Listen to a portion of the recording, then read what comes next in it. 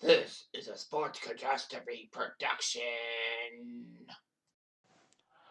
Hey there, Heather, ho there. It's Jeff Cutter Diamond welcoming you to another Sports Catastrophe on this day. And on this day, July the 6th, 1933, one of the biggest events in sports history started. It was the MLB All-Star Game, the first ever, known as the Midsummer Classic. This would be the first time that the National League and American League players would face each other in a non-World Series game. Comiskey Park, the old Comiskey Park, not the new one, or Guaranteed Rate Field as it's now known as, hosted the event. And it was a great time by all.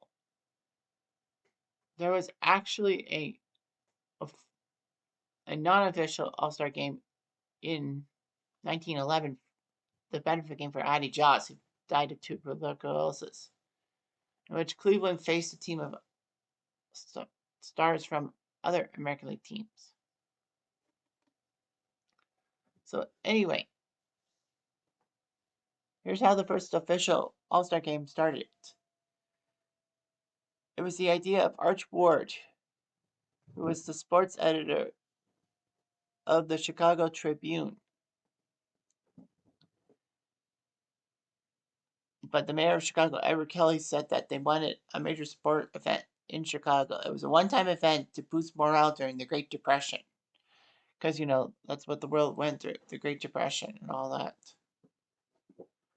Ward said that the fans would select the starting 9 players and the managers the other 9 players for each of the AL and NL All-Star teams. Hilo called it the game of the century, and many newspapers across the country would print the fans' ballots in their papers. The Chicago Tribune said that the game's attendance would be 49,000. The proceeds went to a charity for disabled and needy Major League players. And also, Chicago was having the World's Fair, which was a major deal for many years. All that. The World's Fair was held in Canada twice, 1967 in Montreal for Expo 67 and Vancouver in 1986.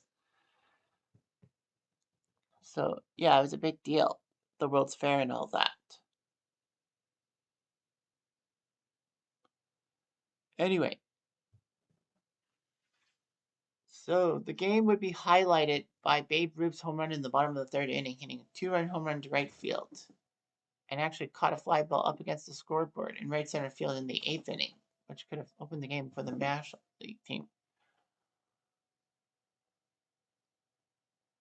Anyway, 20 of the 36 All-Stars would actually be inducted into the Baseball Hall of Fame in Cooperstown. Both the game's managers, 5 out of 6 coaches, and 2 of the 4 umpires would also be future Hall of Famers. The White Sox had 2 players on that team, Jimmy Dykes, the third baseman, and center fielder Al Simmons, who played for the A's in the 1929 season, if I remember correctly. The National League team would put gray uniforms on and navy blue caps with National League on the front of the jersey. The AL would each wear their home uniform. And then in 1934, the NL member used their own home uniform and cap, just like the American League did in 1933. So anyway, the All-Stars for the National League were this. Well, the starters were Wild Bill Hand was the starter from the Cardinals. Jimmy Wilson, the catcher of the Cardinals, was the starter. First base was Bill Terry of the Giants. Second base, Frankie Frisch of the Cardinals. Third base, Pepper Martin of the Cardinals. Shortstop, Dick Bartell of the Phillies. Left field, Chick Hafey of the Reds. Center field, Willie Berger of the Braves. Right field, Chuck Klein of the Phillies. The American League had Lefty Gomez start from the Yankees. Rick Farrell of the Red Sox and the catcher. Lou Gehrig, first base, Yankees. Second base, Charlie Gehringer of the Tigers. Third base, Jimmy Dykes of the White Sox. Shortstop, Joe Cronin of the Sens. Left field, Ben Chapman of the Yankees. Center field, Al Simmons of the White Sox. And right field, Babe Ruth of the Yankees.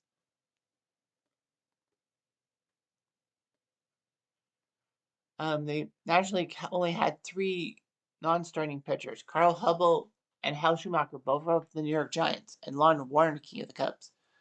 Pitchers-wise, the American League had four non-starting pitchers: General Crowder of the Senators, Wes Farrell of the Indians, Lefty Grove of the A's, and Oral Hildebrand of Cleveland. Reserves, the National League had six of them: Gabby Hartnett, catcher of the Cubs; Tony Cuccinello, second base of the Dodgers; third base Pie Trainer of the Pirates; shortstop Woody English of the Cubs; outfielders left-field duo from the Giants, and Paul Wainer from the Pirates. The American League reserves were Bill Dickey, catcher from the Yankees; first base Jimmy Fox of the A's; second base Tony Lazzari of the Yankees; outfielders Earl Averill of Cleveland and Sam West from the St. Louis Browns. Coaches, well, the manager for the National League was John McGraw of the Giants; Bill McKechnie of the Braves and Max Carey of the Dodgers were his coaches.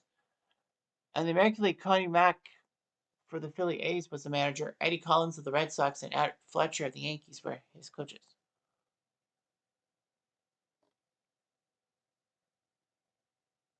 So anyway, the game was held July 6th in Chicago at 2 in the afternoon because they didn't have night baseball. The first hit would be Chuck Hafey's a bloop single center in the second inning. The American League scored the first runs as Lefty Gomez, the pitcher, actually singled home Jimmy Dykes for a 1-run. Riff hit a home run to make it 3-0. The National League had a thing. Lon Warnke hit a 1-out triple and scored on a Pepper Martin groundout. And then Frankie Fish hit the home run to make it 3-2. But the American League would score the last run as Earl Averill would single Joe Cronin to make it 4-2.